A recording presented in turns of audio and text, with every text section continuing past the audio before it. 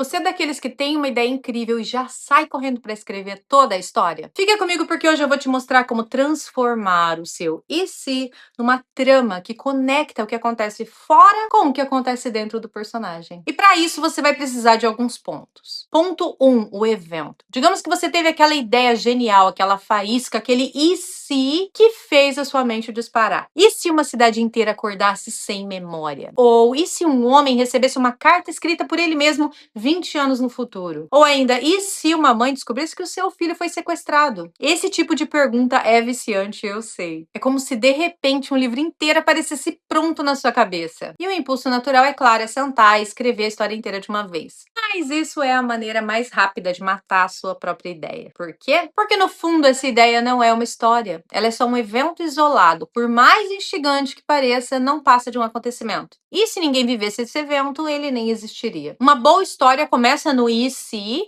mas só ganha vida de verdade quando alguém está dentro dela. E esse alguém não é só um figurante para atravessar uma cena, ele é a lente pela qual o seu leitor vai sentir, interpretar e reagir ao que acontece. E aí a gente entra no próximo ponto. Quem vive esse evento? Ponto 2, o protagonista. Agora que a gente já concordou que o evento sozinho não é história, vem a pergunta: quem é que vai viver isso? Esse alguém é o protagonista. E aqui vai um choque de realidade. O protagonista é tão importante quanto o evento, talvez até mais. É ele quem vai gerar empatia no leitor e é por causa dele que o leitor vai continuar virando as páginas. Não porque ele quer saber o que acontece, mas porque ele quer saber o que acontece com o protagonista. No caso da mãe que descobre que o filho foi sequestrado, o leitor não vai se importar só em saber como ela vai encontrar o filho. Vai se importar porque sabe que essa mulher carrega um peso emocional imenso e que cada decisão dela tem um custo que vai além do perigo imediato. Um bom protagonista faz o leitor se perguntar: o que eu faria no lugar dele? E essa é uma das perguntas mais poderosas que você pode provocar. Porque quando o leitor se imagina na pele do personagem, o evento deixa de ser uma curiosidade distante e vira algo pessoal. Só que ainda não temos uma história completa. Um evento e um protagonista são como dois ímãs que ainda não se encostaram. E o que conecta um ao outro é o próximo ponto. Ponto 3, a dor. Você já tem o evento, você já tem o protagonista, mas ainda falta a cola que vai transformar isso numa boa história. O evento precisa cutucar alguma coisa dentro do personagem. E não é qualquer coisa. Tem que ser algo difícil bastante para fazer ele agir. Se não mexer de verdade, o personagem pode simplesmente ignorar esse evento. E aí a sua trama perde força. E como fazer isso na prática? Pegue o seu "e se" e pense nele com mais profundidade. Por exemplo, e se uma cidade inteira acordasse sem memória? Quem perderia mais com isso? Quem ficaria desesperado para não esquecer alguma coisa específica? E se um homem recebesse uma carta escrita por ele mesmo 20 anos no futuro? Que medo ou arrependimento poderia essa carta reabrir? E se uma mãe descobrisse que o filho foi sequestrado? Que culpa antiga isso poderia reacender? A pergunta que você precisa responder é: quais dores internas esse evento poderia cutucar? Porque se não cutucar nada, é só mais um acontecimento curioso. Mas se tocar numa ferida antiga, ele vira gatilho para toda a jornada. E para saber de onde vem essa ferida, a gente precisa ir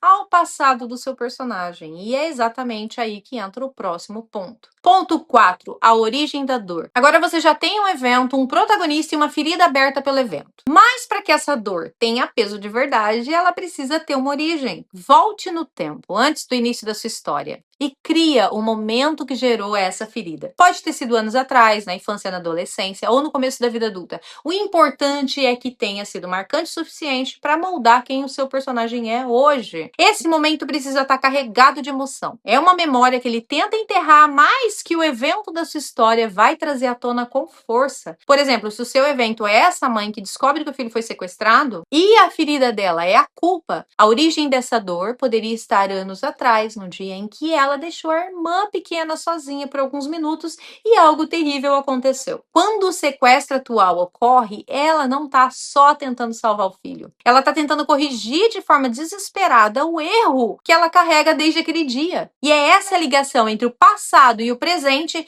que prepara o palco para o clímax. E isso nos leva ao último ponto. Ponto 5, o clímax. Agora que você tem um evento, um protagonista, uma ferida e a origem dessa ferida, é hora de criar o que vai transformar a sua história em algo inesquecível: o conflito duplo. O conflito acontece quando o que está acontecendo fora do personagem, conflito externo, se choca diretamente com o que está acontecendo dentro dele, o conflito interno. É o momento em que o evento e a ferida colidem de forma inevitável. Para criar isso, você vai até o clímax da sua história e se pergunta: qual é o maior desafio que esse evento pode proporcionar? E como que eu posso ligar ele diretamente à origem da dor? No nosso exemplo, o evento é o sequestro do filho, e a ferida é a culpa por ter deixado a irmã sozinha no passado. No clímax, ela finalmente encontra o sequestrador, mas a situação exige que ela faça exatamente a mesma coisa que no passado. Deixar alguém vulnerável